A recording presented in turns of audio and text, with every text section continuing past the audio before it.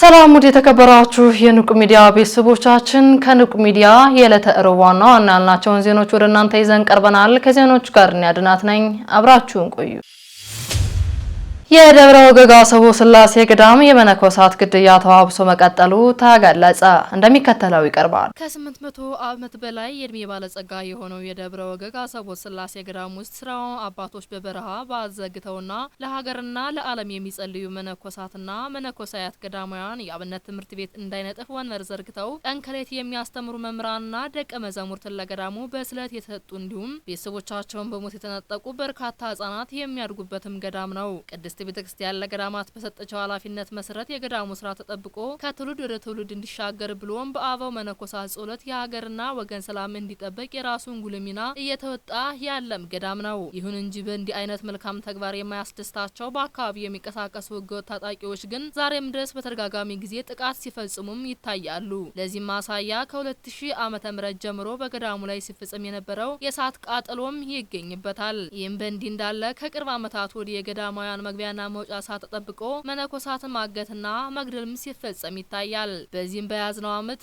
ጥቅምት 13 ቀን 2018 ዓመተ ምህረት የገዳሙ መነኮሳት እንዲሁም በገዳሙ አቅራቢያ የሚኖሩ ኦርቶዶክሳውያን ታግተው ተወስደው ይህን ዘገባ እስክናጠናክር ጊዜ ድረስ እነዚህ ሰዎች የት እንደደረሱ ማንም እንደማያውቅ ለመረዳትም ተችሏል። በዚህም ያላበቀው ጥቃቱ ዛሬም ድረስ ቀጥሎ በመሳሪያ ተደብድቦ በመሳሪያ ታጅቦ የደብረ ወገግ አሰቦ ስላሴ ገዳም ከተቀላቀሉ 7 ዓመት በዓት ዘግተው ደግሞ ከ2 ዓመት በላይ የሆናቸው አባ ወልደ ሚካኤል የተባሉ አንድ ባታዊ መነኩሴ በጥር መገባረጃ ላይ አምላካቸውን በጾምና በጸሎት በሚማጸኑበት በዛች በዓታቸው ውስጥ በጥይት ተደብድበው መገደላቸውን ከገዳሙ የወጡ መረጃዎች ለሚዲያችንም ደርሰውናል። አስከሬናቸው በሕክምና ተመርምሮ በጥይት መገደላቸውን ከተረጋገጠ በኋላ ስርዓተ ቀብራቸው በገዳሙም ተፈጽሟል። አባ ወልደ ሚካኤል በተገደሉበት ሰዓት ውስጥ አስከሬናቸው ሲገኝ የተወሰነ አካላቸው በአውሬ ተበልተው ተመልክተናል የሚሉት የገዳሙ መነኮሳት በተፈጠረው ነገር በማዘን በአሁኑ ሰዓት በከፍተኛ ስጋት ውስጥ መሆናቸውን አክለውም ተናግረዋል። በበረሃ ውስጥ የዱር አውሬን ተቋቁመው ዳቤና ቆሎ እየተመገቡ በዓት ዘግተው ከፈጣሪያቸው ጋር በጸሎትና በጾም የሚገናኙ መነኮሳትና መነኮሳያት በታላቅ ገዳም ውስጥ ይገኛሉ የሚሉትን ገዳማውያን በሚፈጽሙት አሰቃቂ ጥቃቶች ምክንያት ነገ በዓታውያኑ በሕይወት ስለመቆየታችን ስጋት አለንም ሲሉ ተናግረዋል። ሌሊት ለጸሎት ከቤተክርስቲያን ሲደወል ለመሄድ እየፈራን ነው፣ ምክንያቱም መቼ እንደሚያግቱንና እንደሚገሉን አናውቅም ብለው የነገሩን የደብረ ወገግ አሰቦ ስላሴ ገዳም መነኮሳት ሀገረ ስብከቱ ከመንግስት የጸጥታ አካላት ጋር በመነጋገር ገዳሙን እንዲጠብቅ ኃላፊነቱ ሊወጣ ይገባል ሲሉ አክለውም ተናግረዋል። በገዳሙ ላይ በተደጋጋሚ ጊዜ የሚፈጸመው ጥቃት ለማስቆም የምዕራብ ሐረርጌ ሀገረ ስብከት በዚህ ጉዳይ ምን እየሰራ ነው ስንል ለመጠየቅ ከሀገረ ስብከቱ ስራ አስኪያጅ ጻፊ ጋር በተደጋጋሚ በእጅ ስልካቸው ላይ ብንደውልም ሊያነሱልን አልቻሉም ሲሉ ተናግረዋል። የደብረ ወገግ አሰቦ ስላሴ ገዳም በ13ኛው መቶ ክፍለ ዘመን የተመሰረተ ሲሆን በ15ኛው መቶ ክፍለ ዘመን በሐመር ግራኝ እንደወደመና በ1928 ጣሊያን በ1969 ዓመተ ምህረት ደግሞ የሶማሊያን ጦር ገዳሙን ለማጥፋት ባደረጉበት ከፍተኛ ጥረት አደጋ ሲያንዣብብበት እንደነበር የታሪክ ድርሳናትም ያወሳሉ። የቤተ ክርስቲያናችን ነገሮች የተሻለ ለማድረግ ስልጠና አስፈላጊ ነው ሲሉ ብፁዕ አቡነ ሪያቆስ ሊቀ ጳጳስ ገለጻ አደረጉ። ተጨማሪ ያለን የቤተ ክርስቲያን ነገሮች የተሻለ ለማድረግ ስልጠና አስፈላጊ ነው ሲሉ ብፁዕ አቡነ ሪያቆስ ሊቀ ጳጳስ ገለጹ። የቤተ ክርስቲያን ነገሮች የተሻለ ለማድረግ ስልጠና አስፈላጊ ነው ሲሉ ብፁዕ አቡነ ሪያቆስ የአዲስ አበባና የሀዲያ ስልጤ ሀገረ ስብከት ሊቀ ጳጳስ ገለጻ አደረጉ። ብፁዕነታቸው ይህንን ያሉት በመንበረ ፓትርያርክ ጠቅላይ ቤተ ክህነት ጽሕፈት ቤት ከጥር 25 ቀን የካቲት 6 ቀን 2018 ዓ.ም በተለያዩ ርዕሰ ጉዳዮች ላይ በሀገር አቀፍ ደረጃ እንዲሰጥ ባስተላለፈው መመሪያ መሰረት በአዲስ አበባ ሀገረ ስብከት ከአራዳ ጉለሌ ክፍለ ከተማ ቤተ ክህነት የተሰጠ በሚገኘው የስልጠና መርሃ ግብር ላይ ነው። በስልጠናው መክፈቻ አባታዊ መምሪያና መልእክት ያስተላለፉት ብፁዕ አቡነ ሪያቆስ ሊቀ ጳጳስ ስልጠናው በቤተክርስቲያን የሚኖረው ጥቅም ከፍተኛ መሆኑንም ተናግረዋል። በተለይም ስልጠና ሳይሰሩ ከትናንትና ጋር ቆሞ ከመቅረትና ከመቆም የሚያድን የቤተክርስቲያን ነገሮችን የተሻለ የሚያደርግ ነው ብለዋል። ብፁዕነታቸው አክለው ዘመኑን ዋጅተን በስልጠና ራሳችን እያሻሻልን ማገልገል ካልቻልን የዘመን ተከታዮች እንጂ ቀዳሚ መሆን ታሪክ እንዳይሆንብን በጥንቃቄ መጓዝ አለብን ሲሉ አሳስበዋል። በስልጠናው የሰበካ መንፈሳዊ ጉባኤ አመሰራረት ታሪክ ሰበካ ጉባኤ የተመሰረተበት ዓላማ የሚስተዋሉትን ችግሮች መፍትሄዎቻቸውን የሪፖርት አቀራረብና አዘጋጃጀትን አስመልክቶ መላከ ሰላም ሰላም ቆሞስ አባ ቃለ ጽድቅ ሙሉጌታ ዶክተር ስልጠናም ሰጥተዋል። በመቀጠልም የሚዲያ አጠቃቀም በመንፈሳዊ ሕይወት ያለውን ፋይዳ በሚል ርዕስ መምህር ማርቆስ ስልጠናም ሰጥተዋል። በተነሱ የተለያዩ መወያያ ነጥቦች ላይ ውይይትና አስተያየት እንዲሁም ጥያቄ በተሳታፊዎች የተነሱ ሲሆን ከመድረኩ ምላሽም ተሰጥቶባቸዋል። ለጠቅላይ ቤተ ክህነት ልኡካን ከክፍለ ከተማው ቤተ ክህነት የምስጋና ስጦታም ተበርክቶላቸዋል።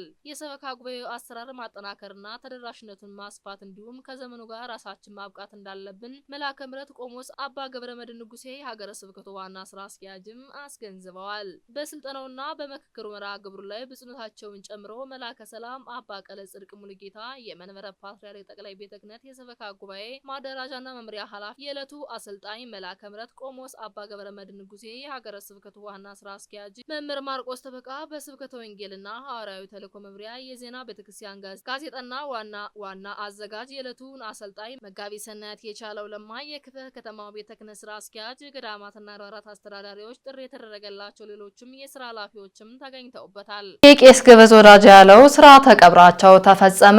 እንደሚከተለው ይቀርባል። በደብረ ብስራት ቅዱስ ገብርኤል ደብር ለረጅም ዘመን በመምህርነት ሲያገለግሉ የቆዩ ቄስ ገበዝ ወዳጅ ያለው ከዚህ ዓለም ድካም አርፈዋል። ቄስ ገበዝ ወዳጅ ያለው ከአባታቸው ከአቶ ያለው ካሳና ከእናታቸው ከወይዘሮ ትኩዬ ዘላለም ጥቅምት 16 ቀን በ1924 ዓመተ ምህረት በላስታ ላሊበላ መቄት ወረዳ ልዩ ስሙ ፍራንኮ ባሃና በሚባል ቦታ ተወለዱ። የትምህርት ዝግታቸውን በተመለከተ እድሜያቸው ለትምህርት እንደደረሰ ዝቢት ቁስቋም ከመምህር ፍስሐ ገብተው ከፊደል እስከ ዳዊትም ተምረዋል። በመቀጠልም በዚሁ ደብር ከመርጌታ አየለ ወልዱ ንባብ፣ ዳዊት፣ የቃል ትምህርትና ጾመ ድጓን፣ ጾመ ምዕራፍንም ተምረዋል። በመቀጠልም በሸደሆ ግራር ማርያም ደብር ከመርጌታ ዋሴ ቅኔንም ተምረዋል።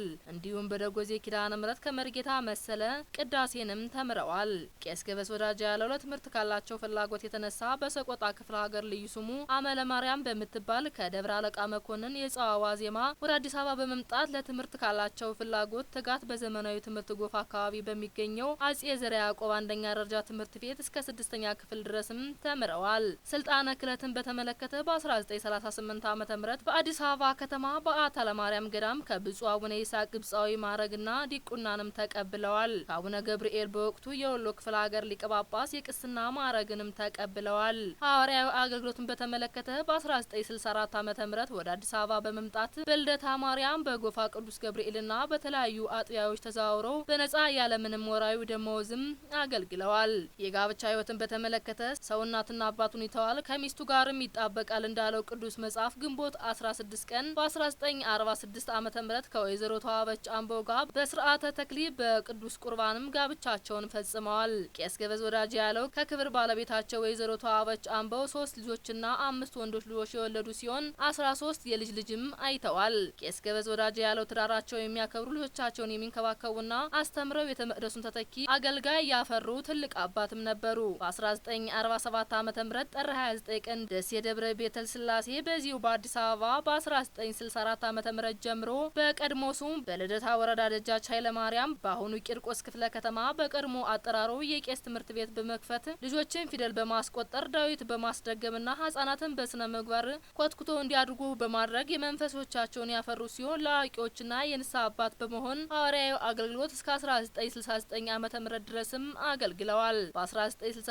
ዓመተ ምህረት ወደ ደብረ ብስራት ቅዱስ ገብርኤል ቤተክርስቲያን በመምጣት በዲቁና በቅስና እንዲሁም በሁሉም አገልግሎት ቤተክርስቲያኑን በመደበቻቸው ቦታ ሁሉ ሲያገለግሉም ቆይተዋል። እስከ 1780 ዓመተ ምህረት ድረስ ለ3 ዓመታት ደብሩ በቄስ ገበዝነት ደሞዝ ከፋይ በመሆን ገንዘብ ያዥ በመሆን ሰበካ ጉባኤ አባልነት ልማት ኮሚቴም በመሆን አገልግለዋል። ከ1977 ዓመተ ምህረት ጀምሮ እስከ 1980 ዓመተ ምህረት ድረስ ለ3 ዓመታት ደብሩ በቄስ ገበዝነት ደሞዝ ከፋይ በመሆን ገንዘብ ያዥ በመሆን በሰበካ ጉባኤ አባልነት ልማት ኮሚቴ በመሆንም አገልግለዋል። በ2000 ዓመተ ምህረት እድሜያቸው የገፋ በመምጣቱ በደብሩ ያሉ መስራችና አንጋፋ ካህናት አባቶች በወቅቱ የነበሩ የደብሩ አስተዳዳሪ በመላከ መንክራተ ኃይለ አብርሃት አሰባሳቢነት ከ8 አባቶች ጋር የሚያገኙት ሐዋርያዊ ደሞዛቸውን እንዲያዙ የሚችሉትን ስራ ብቻ እንዲሰሩ ተፈቅዶላቸው እስከ ዛሬዋ እረፍት ቀናቸው ድረስ ቤተክርስቲያኑን በሙሉ ደሞዝ የጦሮቻቸው ይገኛል። ለዚህም የቤተክርስቲያኑን ውለታ ዘወትር ካህናቱ ምእመናኑን እንዲሁም በየዘመኑ ቦታውን ለማገልገል የሚመጡት ሁሉ ሲያመሰግኑና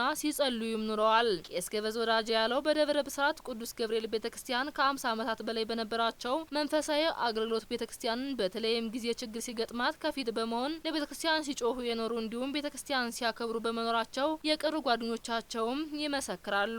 ቄስ ገበዝ ወዳጄ ያለው ለእውነት የቆሙ አባት ነበሩ። አባታችን ቄስ ገበዝ ወዳጄ ያለው ለቤተ ክርስቲያን አገልግሎት ካላቸው ፍቅር የተነሳ ሁለቱን ወንድ ልጆቻቸውን ወደ ታላቁ ገዳም ደብረ ሊባኖስ በመላክ አስተምረው ለቤተ ክርስቲያንም አስረክበዋል። ቄስ ገበዝ ወዳጄ ያለው ከ2012 ዓ.ም ጀምሮ በጸና ታመው በጸበል በሕክምና ሲረዱ ቆይተው በተወለዱ በ94 ዓመታቸው የካቲት 1 ቀን 2018 ዓ.ም ከዚህ ዓለም ድካምም አርፈዋል። በዚህ የሽኝት መርሃ ግብር ላይ የገዳማትና አድባራት አስተዳዳሪዎች፣ ጸሐፊዎች፣ የመምሪያው ኃላፊዎች በአገልግሎት አብሯቸው ባገለግሉበት አባት በነፍስ ልጆቻቸው ወዳጅ ዘመዶቻቸው የካቲት 3 ቀን 2018 ዓ.ም በምርሐፈ ጻድቃን አቡነ ገብረ መንፈስ ቅዱስ ቤተክርስቲያን ስርዓተ ቀብራቸውም ተፈጽሟል። የካቲት 4 ቀን 2018 ዓ.ም ከንቁ ሚዲያ ደረሰላችሁ ዜናዎችን ይመስሉ ነበር። ቀሪዎቹን ከቀሪ የንቁ መርሃ ግብሮች ጋር አብራችሁ ቆዩ እያለን እኛ ከወሩ ተሰናበትናችሁ። ሰላም እግዚአብሔር ከእናንተ ጋር ይሁን። ቸር ሰንብቱ። ንቁ ኦርቶዶክስ ተዋህዶ የጸሎትና የንስሐ መርከብ ማህበር በእግዚአብሔር ፈቃድ በወንድማችን የኔነ ተስፋዬ አስተባባሪነት ከተመሰረተ ጊዜ ጀምሮ ከሚሰጣቸው ዘርፈ ብዙ መንፈሳዊ አገልግሎቶች መካከል የሐዋርያዊ አገልግሎትና ያሬዳዊ ዝማሬዎች አንዱ ነው። በዚህ ክፍል የኦርቶዶክሳዊ ተዋህዶ ቤተክርስቲያንን ዶግማና ቀኖና የጠበቁ ኦርቶዶክሳዊ ለዛ ያላቸው ለነፍስ እረፍትን የሚሰጡ ወቅታዊና ዘመኑን የዋጁ ስብከቶችና ያሬዳዊ ዝማሬዎችን በመላው ዓለም ለሚገኙ ተመልካቾቹ በንቁ ሚዲያና በኢትዮ ማህበር የዩቲዩብ ቻናል እያቀረበ ይገኛል። አገልግሎቱ በመላው ዓለም ለሚገኙ አማኞች ተደራሽ እንዲሆን በየዕለቱ የሚለቀቁ ስብከቶችንና መዝሙሮችን ላይክና ሼር ያድርጉ። እንዲሁም የዩቲዩብ ቻናላችንን ሰብስክራይብ በማድረግ የዚህ ታላቅ አገልግሎት ባላሻራ ይሁኑ። ንቁ ሚዲያ ርቱ የቤተ ክርስቲያን ልሳን